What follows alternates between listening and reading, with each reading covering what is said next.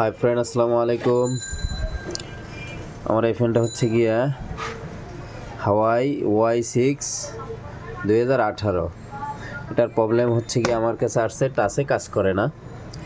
তা আমি খুলে বিভিন্ন ধরনের চেক করার পরে দেখলাম কোনো সমস্যাই পেলাম না। আমার কাছে অন্য একটা ডিসপ্লে ছিল, ওটা লাগিয়ে দেখতেছি তখন টাচে কাজ করে।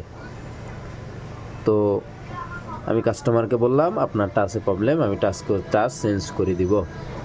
তো আমি যখন টাচটা কাটলাম, কাটার পরে নতুন একটা টাচ, এই যে দেখেন এই ঝালাই কিন্তু করা, নতুন একটা টাচ লাগালাম, তাও আমার টাচে কাজ করতেছে না। তো এখন আমি কাস্টমারকে কি বলবো? এখন আমি ডিসপ্লের সাইড ঘাটাঘাটি করে দেখি, এই যে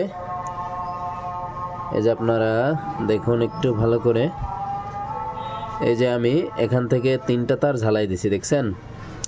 এখানে টাচের লাইনটার এমন ফাটা, ডিসপ্লের থেকে জাস্ট 3টা লাইন কাটা। তো এখন আমার ভিডিওটা করার উদ্দেশ্য হচ্ছে গিয়া, এখানে কিন্তু এখন আমাকে লাইনটা টানতে হয়েছে, টানার পরে আমার কাজটা ইনশাল্লাহ সাকসেসফুল হয়েছে। তবে হ্যাঁ, আমার এতটুকুও কষ্ট হতো না বা আমার নতুন টাচটা লাগাতে হতো না যদি আমি আরও একটু ফলো করতাম।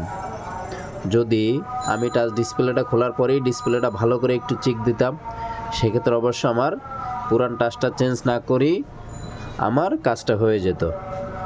সো আপনারা একটু আরও ভালো করে খেয়াল করবেন, যাতে এই ধরনের কাজগুলো আসলে আপনারা আগে স্টেপ বাই স্টেপ কাজটা চেক করে সুন্দর করে করতে পারেন। ধন্যবাদ।